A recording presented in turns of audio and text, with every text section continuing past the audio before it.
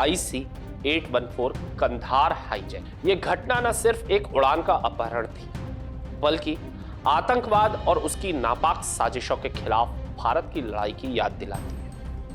आज साल 2025 में इस हाईजैक के 5 मुख्य आतंकियों में से 4 की तो मौत हो चुकी है और 3 अभी भी जिंदा है। ये कहानी हमें सतर्क रहने, आतंकवाद के खतरों को समझने और देश की सुरक्षा के महत्व का एहसास देगा। आइए जानते हैं कि कैसे भारत ने इस कठिन संकट का सामना किया और कौन थे इसके मास्टरमाइंड।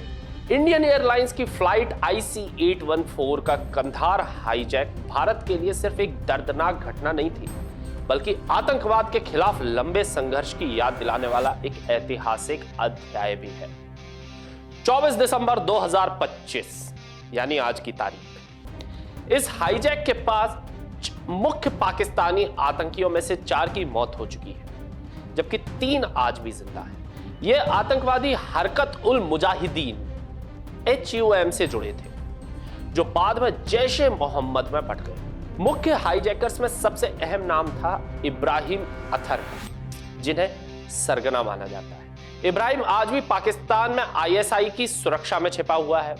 वहीं सनी अहमद काजी और शाकिर को भी जिंदा माना जाता है, लेकिन इनकी लोकेशन गुप्त है। दूसरी ओर शाहिद अख्तर सईद, जो 2001 के संसद हमले में मारा गया, और जहूर मिस्त्री इब्राहिम, जो 2022 में कराची में गोली मारकर मार दिया। अब इतिहास बन चुके हैं ये नाम। जैश-ए मोहम्मद के 2 प्रमुख मास्टरमाइंड भी ऑपरेशन सिंदूर में मारे गए। अब्दुल रऊफ अजहर और मोहम्मद यूसुफ अजहर ने IC-814 हाईजैक के साथ साथ पुलवामा और पठानकोट हमलों की साजिश में मुख्य भूमिका निभाई। दोनों को 7 मई 2025 को भावलपुर एयर स्ट्राइक में मार दिया गया। भारतीय एजेंसियां आज भी इन जिंदा आतंकियों पर नजर रखे हुए हैं। मसूद अजहर, जो अब भी सक्रिय नहीं है, पर निगरानी बनाए रखी गई है। IC-814 हाईजैक न सिर्फ एक उड़ान का अपहरण था, बल्कि यह भारत और पाकिस्तान के बीच आतंकवाद के खतरों की चेतावनी थी। ये एक कोशिश थी आजाद भारत को आतंकवाद के सामने घुटने टेकने की। यह घटना हमें याद दिलाती है कि आतंकवाद का सामना सिर्फ सुरक्षा बलों से नहीं, बल्कि पूरे देश की एकजुटता से करना पड़ता है।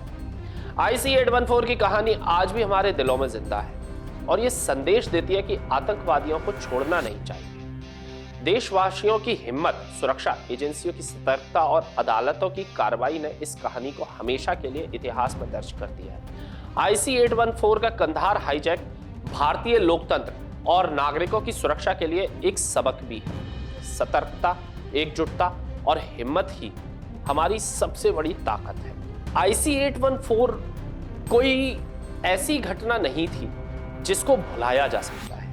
गठबंधन में बंधे हुए अटल बिहारी सरकार कितनी मजबूर साबित हुई थी, यह घटना हमें याद दिलाती है। सिर्फ सरकार या सुरक्षा एजेंसियों की नहीं। जाते जाते मैं आपसे सिर्फ इतना कहूंगा कि कुछ जिम्मेदारी हम भारतीयों की भी होती है। हम हिंदुस्तानी हैं।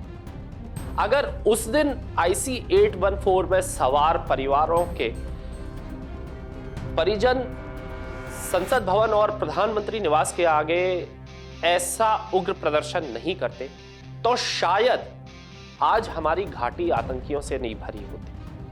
भारत अच्छा फैसला ले सकता था।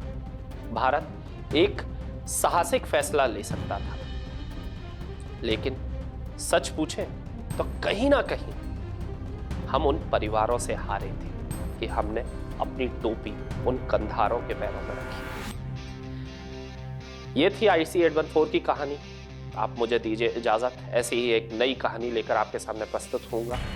तब तक के लिए देखते रहे राजीव टाइम्स। नमस्कार।